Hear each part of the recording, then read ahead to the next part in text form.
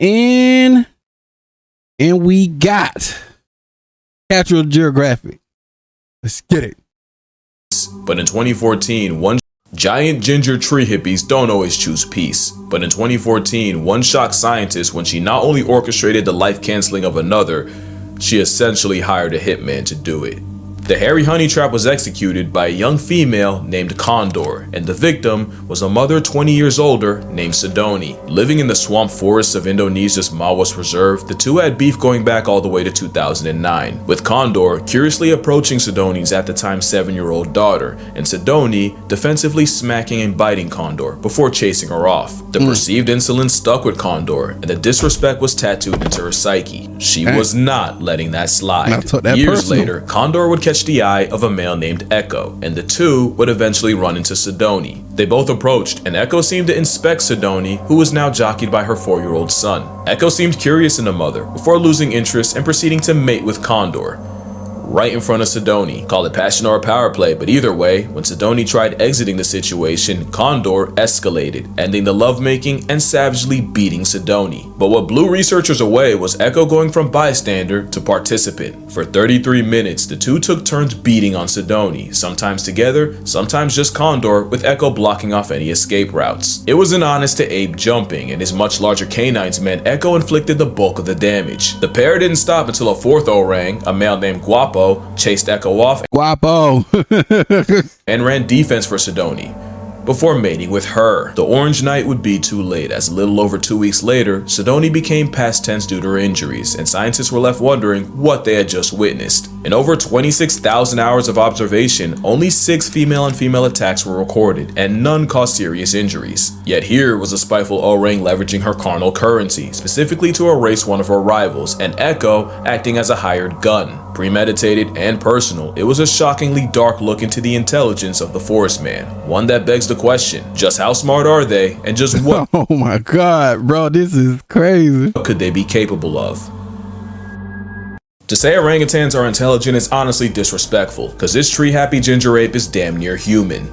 Give me my apple, G. That is an animal that can 100% speak. They just really don't want to deal with taxes. And that's only partially a joke. Their name, Orangutan, literally translates to man of the forest. Because locals swore they were plus-size people that chose not to speak because they know then they'd have to get jobs. In 2014, a court in Argentina actually granted human rights to Sandra the orangutan after 20 years of captivity. There's a cute saying that goes, if you give a chip a screwdriver, it'll use it as a weapon. A gorilla would accidentally break it. A bonobo would become the screwdriver, but an orangutan, he'd hide it, use it to dismantle his cage, and then let all his friends out. There's a bunch of reasons for this brainy Bigfoot, and one of them is them being the biggest mama's boys on Earth. No other mammal spends more time with its mother, except humans. In the up to and often over 10 years of being her shadow, baby orangs learn everything about how to orangutan. Not only that, but daughters often live around their moms even after having their own baby. This means orangutans are one of the few animals that have a legitimate culture, and what we see is a sum of generational wisdom passed down. In 2022, a notorious Sumatran male named Raucus was seen using a medicinal plant to help heal a face wound he'd gotten in a fight. The 30-something-year-old applied the chewed-up paste of the akar kuning, an anti-inflammatory, antibacterial flowering plant traditionally used to treat malaria and diabetes. Raucus applied the paste for 7 minutes until it covered his wound, and 5 days later,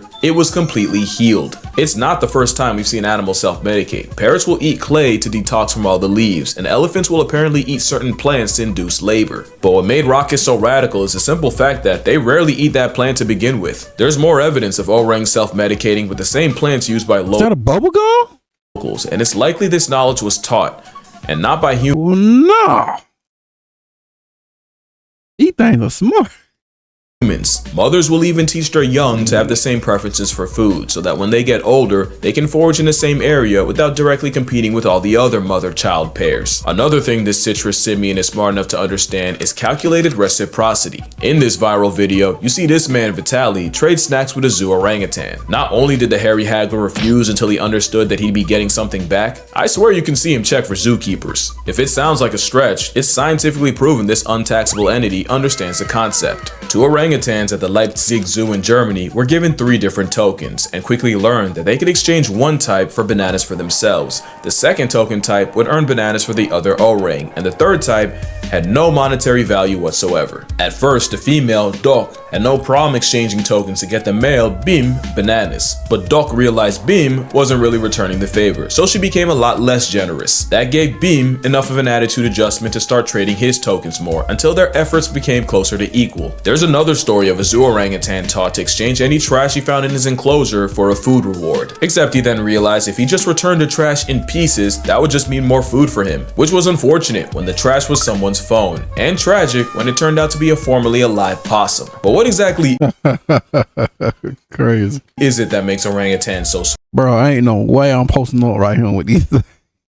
Like, yeah, bro.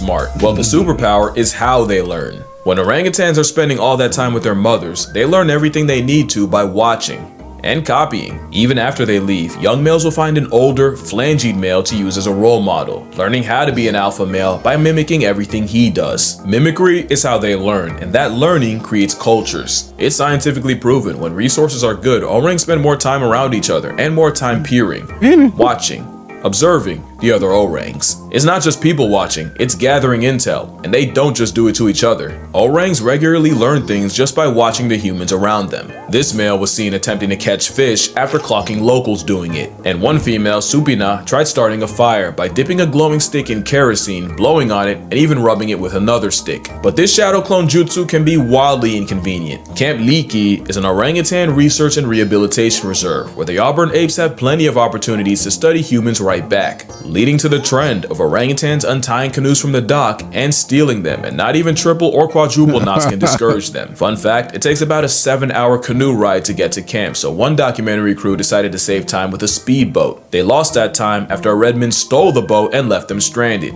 The power of perception has taught O-rings how to breastfeed, drive, and even saw wood, all from watching. I like this one. The one that know how to drive is crazy, bro. A human. It's said O-rings have the intelligence of a 4-year-old, but I've yet to see a toddler that did its own laundry. Now you're seeing what I'm saying. Bro's smart enough to talk, wise enough not to, and she's only song like that so we don't catch on. But what if I told you there's an even higher level of intelligence they can get to? They can camouflage, bro. Oh my god, they gangster, bro. Deception. Deception requires foresight and anticipating the actions or thoughts of another party. That's where intelligence can get scary. If orangutans have the capacity to trick us, we're talking about a whole different ballgame. Which brings us to the story of Fu Manchu. Now we're talking about an orangutan outsmarting humans, and it happened in the 60s in Omaha Zoo in Nebraska. I know, nothing ever happens in Nebraska. One day, zoo director Jerry Stone was doing his rounds when a couple keepers ran up to him. Panicking, they told him not 1, but 5 orangs had escaped and were roaming the zoo. This was not good. Like all apes, an orang outside is a code red situation, and a starting lineup of them walking amongst people was a canon event begging to happen. All it would take was a human or orang getting too curious for it to be a bad time for everyone, and Jerry sprinted to them before anything could happen, and he found them just chilling. Yeah, Jerry was greeted by 5 fugitives just people watching in the elm trees by the elephant building. Clearly all they wanted to do was visit the zoo like everyone else. But you can't just have several hundred pounds of primate in public unsupervised, so Jerry literally went up the tree, grabbed an orang by the hand, and led them all back to the exhibit with no resistance. Jerry was less gentle with his staff, and let it be known that another mistake like that and someone would get pink slipped straight into unemployment. Clearly Stone made his point, because nothing like that would ever happen again. Until next week, when it happened again. Yup, somehow, some way, orangutan gang got out again. No one got hurt, they actually went to the exact same spot in the trees. But a troop of tangerine men exercising free will is a nightmare for zoo PR, and this time, Jerry was ready to give someone permanent PTO, cause no shot someone went through all that school in debt just to not close a furnace door. So imagine what went through Jerry's mind when the tans got out again. But this time, there was a Bro was mad, wasn't he? Finna put them hands on. catch. I used to think you'd only hear this line in a movie, but nah, someone actually ran up to Jerry and said, "You gotta come see this."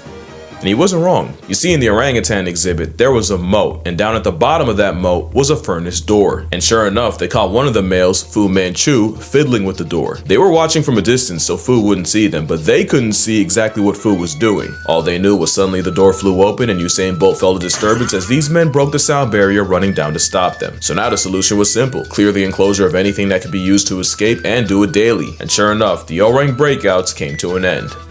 for about a week until it happened again. Jerry wasn't even mad, just tired. Remember, he was a zoo director, and these Mandarin menaces were monopolizing his life. And it was while perp walking Fu Manchu, who just had to have the biggest eating grin. Jerry noticed a glimmer out the corner of his mouth. He pulls it out, and it all becomes clear. Out was a 4-inch piece of wire bent like a horseshoe that Fu Manchu had stashed between his lower lip and gum. The very hairy Houdini had been using it as a lockpick for weeks and hiding it in his oral wallet. No one taught Fu. Not only did he orchestrate his own emancipation, he had the foresight to realize he couldn't have the key out around keepers or else it'd get confiscated. Fu Manchu would be named an honorary member of the Locksmith Union of the United States, and Jerry Stone would go on to work with several other interesting apes, including a gorilla named Harambe.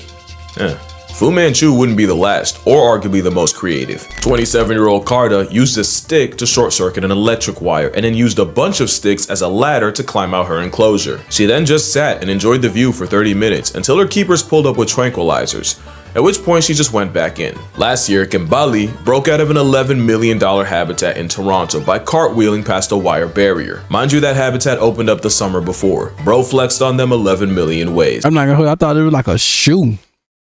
The important thing is, in none of these cases do you see an orang get out with malicious intent. Most times they just cosplay as people. But what if one did have beef and use his powers for malfeasance?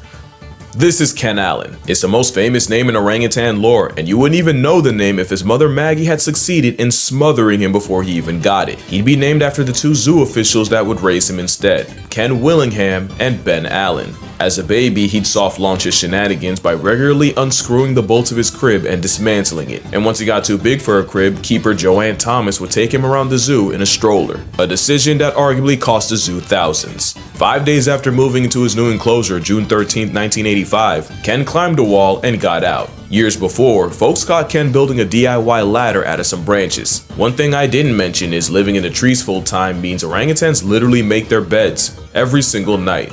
Up to 20,000 in a life. Clearly the craftsmanship carries on. Ken Allen spent his freedom wandering the zoo, taking pictures with patrons before getting escorted back. Not a great thing to happen, but no one got hurt, the wall he scaled got extended, and surely this wouldn't happen again. July 29th of that year, Ken found a way out again. It happened again. But this time, his intentions weren't pure. You see, there was another orang, Otis.